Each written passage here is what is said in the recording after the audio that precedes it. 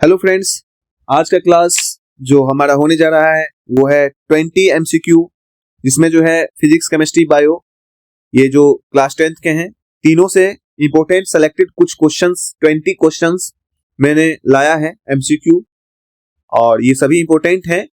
और हम लोग देखते हैं कि हमारा जो तैयारी है उसका लेवल क्या है और इस 20 क्वेश्चन में हम लोग कितना सही कर पाते हैं।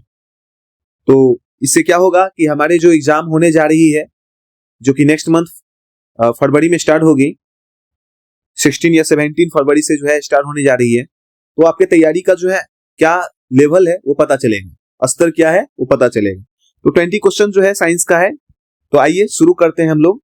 जैसे कि पहला क्वेश्चन आप सभी देख पा रहे होंगे, क्या है?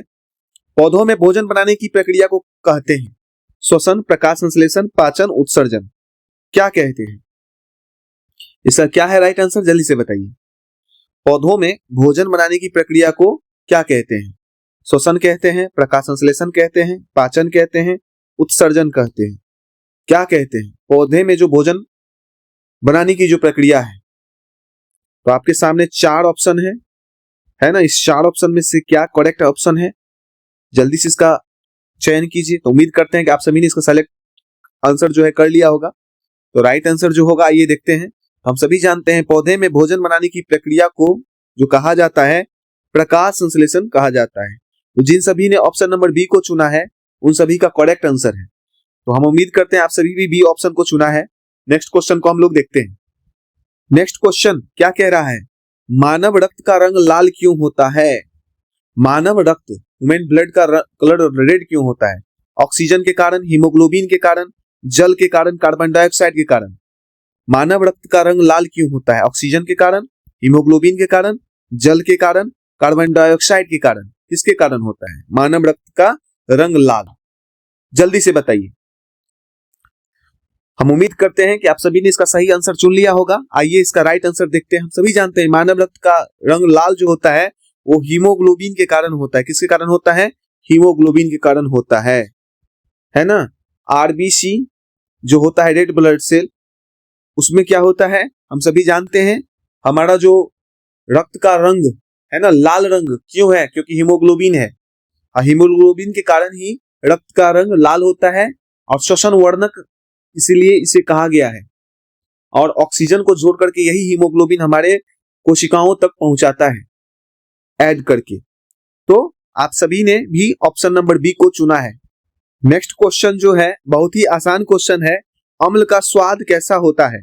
मीठा, कड़वा, खट्टा, नमकीन। जल्दी से बताइए।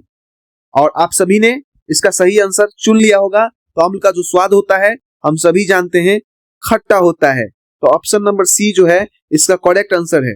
ऑप्शन नंबर सी क्या है? करेक्ट आंसर है। चलिए नेक्स्ट क्वेश्चन को हम लोग देखते हैं। नेक्स्ट क्वेश्चन क्या कह रही है? निम्न में से कौन धातु है? सल्फर, ऑक्सीजन, लोहा, कार्बन। निम्न में से कौन धातु है? सल्फर, ऑक्सीजन, लोहा, कार्बन। कौन धातु है? हम उम्मीद करते हैं कि आप सभी ने इसका सही आंसर चुन लिया होगा। करेक्ट आंसर क्या होगा? आइए देखते हैं। हम सभी जानते हैं लोहा क्या है? धातु है। लोहा क्या है? धातु है। तो ऑप्शन नंबर सी जो है करेक्ट आंसर है। हम उम्मीद करते हैं कि आप सभी ने भी ऑप्शन नंबर सी को चुना है। नेक्स्ट क्वेश्चन क्या कह रहा है? प्रकाश संश्लेषण में कौन सी गैस उपयोग होती है? Oxygen, nitrogen, carbon dioxide, hydrogen. प्रकाश संश्लेषण में कौन सी गैस उपयोग होती है? ऑक्सीजन, नाइट्रोजन, कार्बन डाइऑक्साइड और हाइड्रोजन। कौन सी गैस उपयोग होती है? हम उम्मीद करते हैं आप सभी ने इसका सही आंसर चुन लिया होगा। हम सभी जानते हैं कार्बन डाइऑक्साइड गैस का जो है उपयोग होता है, और इसमें जल को तोड़ करके हाइड्रोजन को क्या कर दिया जाता है? जोड़ दिया जाता है। ठीक है, तो इसका जो राइट आंसर हो जाएगा ऑप्शन नंबर सी। तो जिन सभी ने ऑप्शन नंबर सी को चुना है उन सभी का क्या है? करेक्ट आंसर है। चलिए नेक्स्ट क्वेश्चन को हम लोग देखते हैं। मानव हृदय में कितने कक्ष होते हैं? 2, 3, 4, 5। मानव हृदय में कितने कक्ष होते हैं? 2, 3, 4, 5। हम सभी जानते हैं। आइए इसका राइट आंसर देखते हैं। हम सभी जानते हैं मानव हृदय में 4 कक्ष होते हैं। तो ऑप्शन नंबर सी क्या है? इसका करेक्ट आंसर है ऑप्शन नंबर सी, दायां अलिंद, बायां अलिंद, दायां नीले, बायां नीले। और हम सभी जानते हैं पूरे शरीर से रुधिर जो है कहाँ एकत्रित होता है? अशुद्ध रक्त कहाँ आता है? तो दायां अलिंद में आता है। फिर नीले से जो है फुफ्फुस में भेज दिया जाता है, दायां नीले से। फिर वो बायां नीले में आता है फुफ्फुस से ऑक्सीजन को लेकर के, मतलब बायां आलिंद में, ठीक है। जो फेफड़ा है फुफ्फुस से ब्लड एकत्रित होकर कहाँ आता है, मतलब ऑक्सीजन को जोड़ के कहाँ आता है सबसे पहले, तो बायां आलिंद में आता है। बायां आलिंद से बायां नीले में जाता है और बायां नीले से पूरे शरीर में भेज दिया जाता है। तो मानव हृदय में कक्ष जो होते हैं 4 होते हैं। चलिए नेक्स्ट क्वेश्चन को हम लोग देखते हैं। नेक्स्ट क्वेश्चन क्या कह रही है, ध्वनि की तीव्रता किस पर निर्भर करती है, आवृत्ति, आयाम, वेग, तरंग दैर्घ्य। ध्वनि की तीव्रता किस पर निर्भर करती है, आवृत्ति, आयाम, वेग, तरंग दैर्घ्य। बहुत ही इजी क्वेश्चन है, आइए इसका राइट आंसर जानते हैं। तो ध्वनि की तीव्रता किस पर निर्भर करती है, हम सभी जानते हैं ध्वनि की तीव्रता आयाम पर निर्भर करती है। ऑप्शन नंबर बी जो है इसका राइट आंसर है। हम उम्मीद करते हैं आप सभी ने भी ऑप्शन नंबर बी को चुना है। चलिए नेक्स्ट क्वेश्चन को हम लोग देखते हैं। नेक्स्ट क्वेश्चन क्या कह रहा है, पौधे में जल का परिवहन किसके द्वारा होता है, फ्लोएम के द्वारा, जाइलम के द्वारा, रंध्र के द्वारा, पत्तियों के द्वारा, किसके द्वारा होता है। पौधों में जल का परिवहन, फ्लोएम, जाइलम, रंध्र, पत्तियां, किसके द्वारा होता है। पौधों में जल का परिवहन किसके द्वारा होता है, जल्दी से बताइए। ये 4 ऑप्शन आपके सामने हैं, फ्लोएम, जाइलम, रंध्र, पत्तियां, किसके द्वारा पौधों में जल का परिवहन होता है। आइए राइट आंसर देखते हैं। फ्लोएम द्वारा नहीं होता है, जाइलम द्वारा होता है। फ्लोएम द्वारा भोजन का होता है, किसका होता है, जो भी खाद्य पदार्थ होते हैं ना, है ना, वो जो है फ्लोएम के द्वारा होता है। और जाइलम के द्वारा जल का परिवहन होता है। तो ऑप्शन नंबर बी क्या है, करेक्ट आंसर है। 8 का आंसर क्या हो जाएगा, right answer, correct answer B. चलिए नेक्स्ट क्वेश्चन को हम लोग देखते हैं। नेक्स्ट क्वेश्चन क्या कह रहा है, ओम का नियम किससे संबंधित है, चुंबकत्व से, उष्मा से, विद्युत से, प्रकाश से। ओम का नियम किससे संबंधित है, बहुत ही आसान क्वेश्चन है। ओम का नियम किससे संबंधित है, तो आइए इसका राइट आंसर को हम लोग जानते हैं। हम सभी जानते हैं ओम का नियम किससे संबंधित है, तो ओम का नियम जो संबंधित है विद्युत से संबंधित है। ऑप्शन नंबर सी जो है इसका राइट आंसर है ना। ओम का नियम किससे संबंधित है, तो विद्युत से, विद्युत धारा से, ठीक है। चलिए नेक्स्ट क्वेश्चन को हम लोग देखते हैं। नेक्स्ट क्वेश्चन क्या कह रहा है, धातुओं को पीटकर चादर बनाने की क्षमता कहलाती है, धातुओं को पीटकर चादर बनाने की क्षमता कहलाती है तन्यता, आघातवर्धनीयता, चालकता, कठोरता। ऑप्शन नंबर ए, बी, सी और डी, इसमें से क्या होगा सही। धातुओं को पीटकर चादर बनाने की क्षमता कहलाती है, धातुओं को पीटकर चादर बनाने की क्षमता कहलाती है तन्यता, आघातवर्धनीयता, चालकता, कठोरता। क्या है, तो हम उम्मीद करते हैं आप सभी ने इसका सही आंसर दे दिया होगा। हम सभी जानते हैं धातु को पीटकर चादर बनाने की जो गुणवत्ता होती है वो आघातवर्धनीयता होती है, ठीक है। तो ऑप्शन नंबर बी जो है इसका क्या है, करेक्ट आंसर है। करेक्ट आंसर क्या है, ऑप्शन नंबर बी। चलिए नेक्स्ट क्वेश्चन को हम लोग देखते हैं। नेक्स्ट क्वेश्चन क्या कह रही है, CO2 गैस का प्रयोग अग्निशामक में क्यों होता है, ज्वलनशील है इसलिए, ठंडी होती है इसलिए, आग को ऑक्सीजन नहीं देती है इसलिए, भारी होती है इसलिए, किस लिए होती है, जल्दी बताइए। CO2 गैस का प्रयोग अग्निशामक में क्यों होता है, ज्वलनशील है, ठंडी होती है, आग को ऑक्सीजन नहीं देती है, भारी होती है। CO2 गैस का प्रयोग अग्निशामक में क्यों होता है, जल्दी से इसका राइट आंसर बताइए। क्वेश्चन नंबर 11 का क्या है करेक्ट आंसर, जल्दी से इसका आंसर कीजिए। तो हम उम्मीद करते हैं आप सभी ने इसका आंसर दे दिया होगा। हम सभी जानते हैं CO2 गैस का अग्निशामक में इसलिए प्रयोग होता है क्योंकि आग जो जलेगा ना ऑक्सीजन चाहिए, और ये क्या करता है, आग को ऑक्सीजन नहीं देता है, ठीक है। तो ऑप्शन नंबर सी जो है इसका राइट आंसर है, क्योंकि CO2 गैस जब जाएगी तो क्या होगा, ऑक्सीजन की उपस्थिति में ही आग जलती है, और CO2 क्या कर देता है, आग को बंद कर देता है ना, उसको जलने नहीं देता है, ऑक्सीजन उसको पहुंचने ही नहीं देता है। चलिए नेक्स्ट क्वेश्चन को हम लोग देखते हैं। उम्मीद करते हैं आप सभी ने इसका ऑप्शन नंबर सी चुना है। नेक्स्ट क्वेश्चन को हम लोग देखते हैं। नेक्स्ट क्वेश्चन क्या कह रहा है, मानव नेत्र का कौन सा भाग प्रकाश को प्रवेश देता है, पुतली, कर्निया, रेटिना, लेंस। मानव नेत्र का कौन सा भाग प्रकाश को प्रवेश देता है, पुतली, कर्निया, रेटिना, लेंस। मानव नेत्र का कौन सा भाग प्रकाश को प्रवेश देता है, तो उम्मीद करते हैं आप सभी ने इसका सही आंसर चुन लिया होगा। तो हम सभी जानते हैं मानव नेत्र जो है ना वो कौन सा भाग प्रकाश को प्रवेश देता है, तो कर्निया जो होता है वो प्रकाश को क्या करता है, प्रवेश देता है। तो ऑप्शन नंबर बी जिन सभी ने दिया है उनका करेक्ट आंसर है। चलिए नेक्स्ट क्वेश्चन को हम लोग देखते हैं। नेक्स्ट क्वेश्चन क्या कह रहा है, विद्युत धारा की SI इकाई है वोल्ट, ओम, एम्पियर, वाट। बहुत इजी क्वेश्चन है। विद्युत धारा की SI इकाई क्या है, वोल्ट, ओम, एम्पियर, वाट। विद्युत धारा की SI इकाई क्या है, वोल्ट, ओम, एम्पियर, वाट क्या है, जल्दी बताइए। तो हम उम्मीद करते हैं आप सभी ने इसका सही आंसर दे दिया होगा। हम सभी जानते हैं विद्युत धारा का SI इकाई क्या होता है, एम्पियर। क्या होता है, एम्पियर। तो ऑप्शन नंबर सी जिन सभी ने दिया है उन सभी का क्या है, राइट आंसर है। तो हम उम्मीद करते हैं आप सभी ने भी ऑप्शन नंबर सी दिया है। चलिए नेक्स्ट क्वेश्चन को हम लोग देखते हैं। नेक्स्ट क्वेश्चन क्या कह रहा है, निम्न में से कौन सा अधातु है, तांबा, सोना, चांदी, सल्फर। निम्न में से कौन सा अधातु है, ABCD आपके सामने है, जल्दी से इसका आंसर कीजिए। निम्न में से कौन सा अधातु है, तांबा है, सोना है, चांदी है, सल्फर है, कौन है, जल्दी बताइए।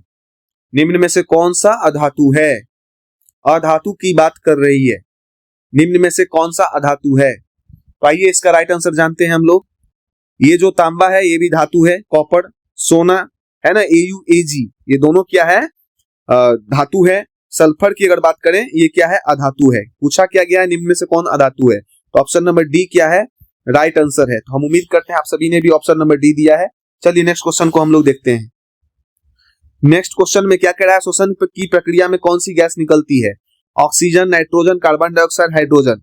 श्वसन की प्रक्रिया में कौन सी गैस निकलती है, oxygen, nitrogen, carbon dioxide, hydrogen, कौन सी गैस निकलती है। बहुत ही आसान क्वेश्चन है, हम सभी जानते हैं श्वसन की प्रक्रिया में जो गैस निकलती है वो carbon dioxide, option number C है ना। हम जब सांस छोड़ते हैं तो उसमें CO2 गैस निकलती है। तो इसका जो राइट आंसर हो जाएगा ऑप्शन नंबर सी। जिन सभी ने ऑप्शन नंबर सी दिया है उन सभी का करेक्ट आंसर है। चलिए नेक्स्ट क्वेश्चन को हम लोग देखते हैं। नेक्स्ट क्वेश्चन क्या कह रहा है, ऊर्जा की SI इकाई क्या है, जूल, वाट, न्यूटन, वोल्ट। ऊर्जा की SI इकाई क्या है, जूल, वाट, न्यूटन, वोल्ट क्या है ऊर्जा की SI इकाई।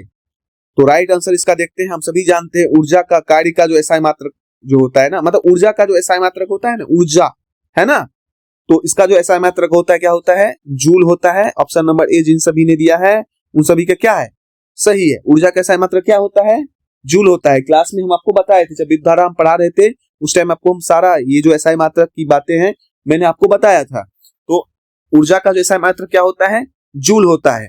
ठीक है, तो हम उम्मीद करते हैं आप सभी ने भी ऑप्शन नंबर ए दिया है, तो आप सभी का करेक्ट आंसर है। चलिए नेक्स्ट क्वेश्चन को हम लोग देखते हैं।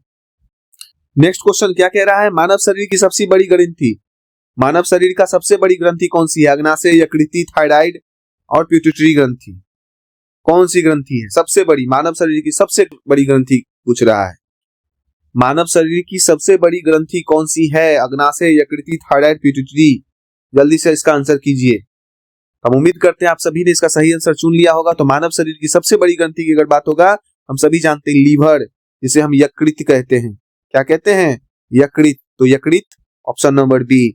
जिन सभी ने ऑप्शन नंबर बी दिया है ना, उन सभी का सही है, क्योंकि इसका वेट 1.5 kg तक के आसपास हो जाता है। ठीक है, तो मानव शरीर की सबसे बड़ी ग्रंथि की अगर बात होगी तो कौन होगी, यकृति होगी। मानव शरीर की सबसे बड़ी ग्रंथि कौन है, यकृति। ध्यान रखिएगा, अगर एग्जाम में आता है तो आप इसको आसानी से जो है बड़ी ग्रंथि की अगर बात होगी तो आप यकृति को चुनोगे। तो चलिए नेक्स्ट क्वेश्चन को हम लोग देखते हैं। नेक्स्ट क्वेश्चन क्या कह रहा है, ध्वनि की तरंगे किस माध्यम में नहीं चलती है, ठोस में, द्रव में, गैस में, निर्वात में। ध्वनि की तरंगे किस माध्यम में नहीं चलती है, ठोस में, द्रव में, गैस में, निर्वात में। ध्वनि की तरंगे किस माध्यम में नहीं चलती है, जल्दी से इसका आंसर कीजिए। तो हम उम्मीद करते हैं आप सभी ने इसका आंसर देखते ही दे दिया होगा। बहुत इजी क्वेश्चन है, निर्वात में ध्वनि की तरंगे नहीं चलती है। तो ध्वनि की तरंगे किस माध्यम में नहीं चलती है, तो निर्वात में नहीं चलती है। तो आप सभी का जो है 18 का जो राइट आंसर हो जाएगा ऑप्शन नंबर डी जो है करेक्ट आंसर है। चलिए नेक्स्ट क्वेश्चन को हम लोग देखते हैं। नेक्स्ट क्वेश्चन क्या कह रहा है, जंग लगना किसका उदाहरण है, भौतिक परिवर्तन, रासायनिक परिवर्तन, जैविक परिवर्तन, अस्थायी परिवर्तन। जंग लगना किसका उदाहरण है, भौतिक परिवर्तन, रासायनिक परिवर्तन, जैविक परिवर्तन, अस्थायी परिवर्तन। जंग लगना किसका उदाहरण है, जल्दी से बताइए, जंग लगना किसका उदाहरण है। हम सभी जानते हैं जंग लगना किसका उदाहरण है, तो रासायनिक परिवर्तन का उदाहरण है। तो ऑप्शन नंबर बी जिन सभी ने दिया है उन सभी का क्या है, करेक्ट आंसर है। तो ऑप्शन नंबर बी इनका सही आंसर है। ठीक है, तो आइए नेक्स्ट क्वेश्चन को देखते हैं हम लोग। नेक्स्ट क्वेश्चन क्या कह रहा है, विद्युत बल्ब का फिलामेंट किसका बना होता है, तांबा, एल्युमिनियम, टंगस्टन, लोहा। ये आखिरी क्वेश्चन, लास्ट क्वेश्चन आज का है। अब बहुत ही इंपॉर्टेंट क्वेश्चन है, विद्युत बल्ब का फिलामेंट किसका बना होता है, तांबा का, एल्युमिनियम का, टंगस्टन का, लोहा का। विद्युत का बल्ब जो है किस फिलामेंट का बना होता है। हम उम्मीद करते हैं आप सभी ने इसका सही आंसर दे दिया होगा। तो हम सभी जानते हैं टंगस्टन का होता है, बना होता है। विद्युत बल्ब किस फिलामेंट का बना होता है? तो टंगस्टन फिलामेंट का बना होता है। इसका गलनांक काफी उच्च होता है ना। तो विद्युत बल्ब का फिलामेंट टंगस्टन का बना होता है। तो अगर आपने 20 क्वेश्चन का प्रैक्टिस किया है तो 20 में जितना आपका सही हुआ है आप जरूर बताएंगे। अगर इस 20 क्वेश्चन में अगर कोई प्रॉब्लम है तो आप जरूर हमसे पूछेंगे, कमेंट्स बॉक्स में लिखेंगे। उस क्वेश्चन को मैं अच्छे तरह से समझाने का कोशिश करूंगा और हम उम्मीद करते हैं कि आपको प्रॉब्लम नहीं हुआ होगा। 20 में 20 आपका सही हुआ होगा और आप बेहतर ढंग से जो है अपने तैयारी को जो है करते जा रहे हैं, प्रैक्टिस करते जा रहे हैं, अभ्यास करते जा रहे हैं और इन सब का परिणाम ये होगा जब आप एग्जाम में जाओगे तो वहां पे जो है जो भी क्वेश्चन पूछे जाएंगे यही इसी तरह का क्वेश्चन पूछा जाता है। बहुत ही बेसिक क्वेश्चन पूछा जाता है। यहाँ के बहुत सारे कोचिंग संचालक क्या करते हैं, बहुत बड़े बड़े भारी भारी क्वेश्चन डाल देते हैं ताकि बच्चे डर जाएं। लेकिन जब आप एग्जाम में जाओगे तो आप भारी भारी के चक्कर में बेसिक क्वेश्चन नहीं पढ़ोगे। बेसिक कॉन्सेप्ट चाहिए, है ना। तो बेसिक्स जो पूछा जाएगा एकदम इजी इजी क्वेश्चन रहते हैं, कोई बहुत बड़ा क्वेश्चन नहीं रहता है। बस आपको एनसीईआरटी पे पकड़ होना चाहिए। एनसीईआरटी को आप अच्छी तरह से पढ़ लिए हो तो एनसीईआरटी से एक भी क्वेश्चन बाहर नहीं जाता है, बस एनसीईआरटी से ही सारे क्वेश्चंस होते हैं। तो आप टेंशन मत लो, आराम से जो है पढ़ते चलो, अभ्यास करते चलो और जो भी मैं प्रैक्टिस करवा रहा हूं उसमें आप अपना जो है देखो कितना आप सही कर रहे हो। जिस क्वेश्चन को आप गड़बड़ हो रहा है, जिस मान के चलो बायो से क्वेश्चन गड़बड़ हो रहा है तो जिस चैप्टर का वो क्वेश्चन है उस चैप्टर को आप उठा करके एक बार पढ़ लो, रिवीजन कर लो, ताकि जो प्रॉब्लम्स है, जो कंफ्यूजन है आपका ना रहे। हम उम्मीद करते हैं कि आपको ये 20 क्वेश्चन जो है आपको समझ में आया होगा। नहीं आया होगा तो जरूर आप कमेंट्स बॉक्स में लिख करके पूछना, हम कोशिश करेंगे उसको समझाने का। अगर आपने बिहार एग्जाम पोर्टल चैनल को सब्सक्राइब नहीं किया है तो सब्सक्राइब कर लें, लाइक करें, शेयर भी करें ताकि और भी लोगों का मदद हो पाए। ठीक है, तो फिर मिलते हैं नेक्स्ट वीडियो में, तब तक के लिए धन्यवाद।